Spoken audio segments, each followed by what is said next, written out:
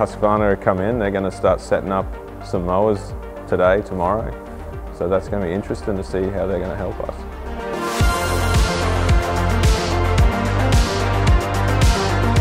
I mean, it was good to have a good sponsor on board.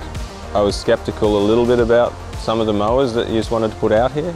A little bit fear of the unknown, and I thought what we did worked quite well before that. So after the competition, we tested them a little bit more.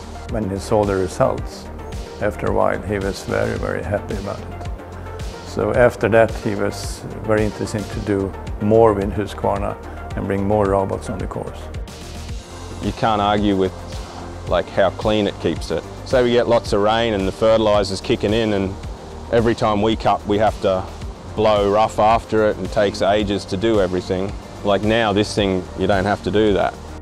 If you asked me before the competition, I couldn't see myself having them after you guys packed up and left, but they did a better job than I thought, so yeah, we leased them and they're still going here now.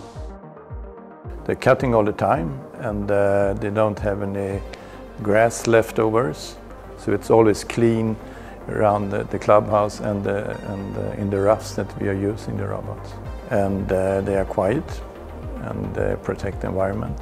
The way things are with the environment and so much focus on that, we thought it's good to start going down that line as well.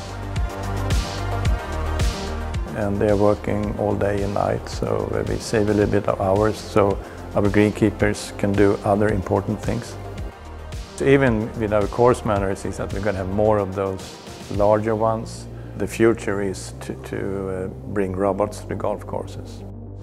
Like at the moment, we have still got all of our machinery. Maybe it's a choice down the line if we downsize in one of those machines and upsize in the robotic sort of area.